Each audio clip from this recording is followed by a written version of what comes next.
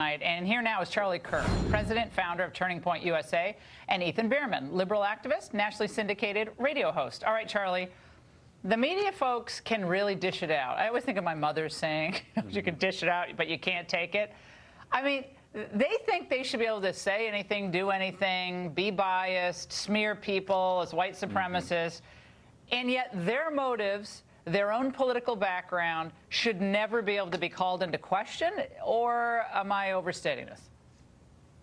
No, you're spot on. And New York Times is misrepresenting this completely. They're using the word doxing. There was no private information made public. Do you know what was done here? Somebody went to Twitter advanced search, typed in past tweets of a New York Times editor, and found that he said things such as, quote, "Happy Jew Year."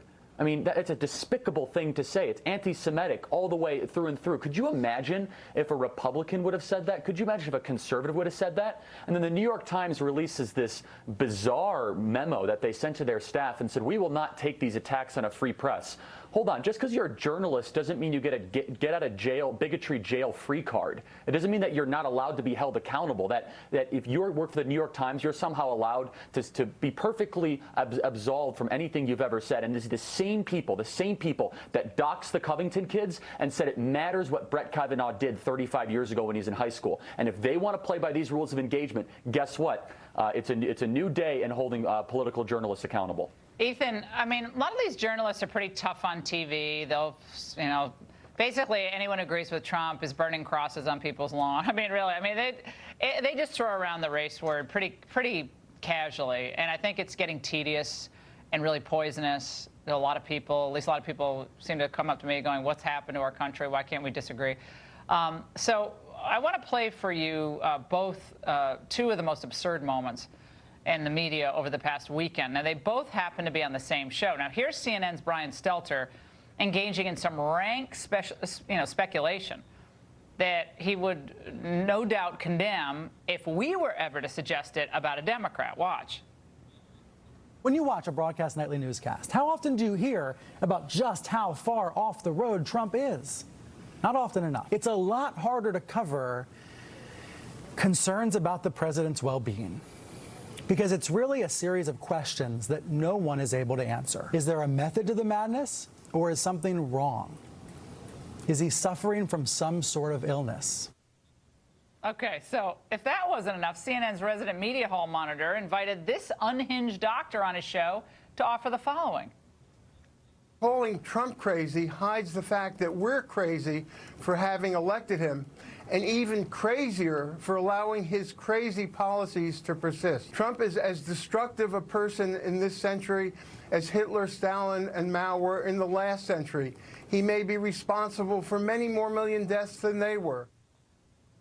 Ethan, Stelter didn't push back against that suggestion that Trump is responsible for killing millions and millions of people, but he's somehow allowed to be immune from any criticism of what his past tweets are? I don't get that. Well, first things first, I want to be very clear. I don't like comparisons to Hitler and Stalin specifically. I think that those are very dangerous comparisons, and we should avoid those whenever possible. So I don't agree with that. However, there is the issue here of Brian Stelter is I don't believe he was operating in a journalist capacity. He's operating as an opinion host in that case. So opinion hosts like you and like me, we say things based on our opinion that's supported by facts. And he was talking to a psychiatrist there who was making those assertions.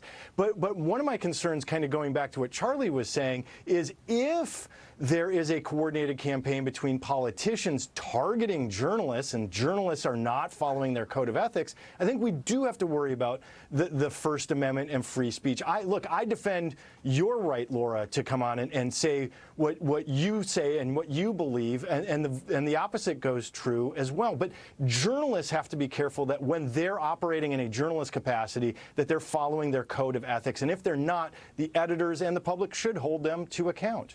Well, does that mean, Charlie, does that mean that what they do to people because they disagree with them? And I think there's a big disparity here. I mean, we have anchors over at CNN who can get away with a conduct that if any of us engaged in would never work again.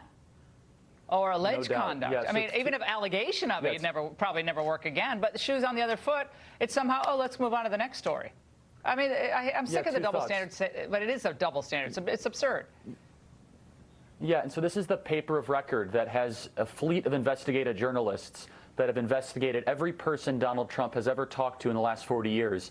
And now they're offended that someone does investigative journalism as simple as typing in past tweets of one of their editors. Like, we're supposed to feel sorry for the New York Times, really? Like, they're trying to play the victim in this scenario that, oh, this is an attack on the free press. No. People were simply looking into Twitter to find past racist statements that were said. Second is this: there used to be something called the Goldwater Rule. The Goldwater Rule was that the American Psychiatric Association had an agreement, and not just an agreement, but in their own bylaws, saying that there was never again going to be psychiatrists or people in the psychiatric community that would make a judgment on someone's mental judgment in the public sphere, because for multiple reasons, but most importantly, Barry Goldwater won a lawsuit against that. Now all of a sudden they've thrown that out the window because that's how much they hate President Trump. It's totally reprehensible. All right, Charlie, Ethan, thank you so much. And still ahead, a leftist reverend tells a DNC conference that the Bible promotes socialism. Ralph Reed is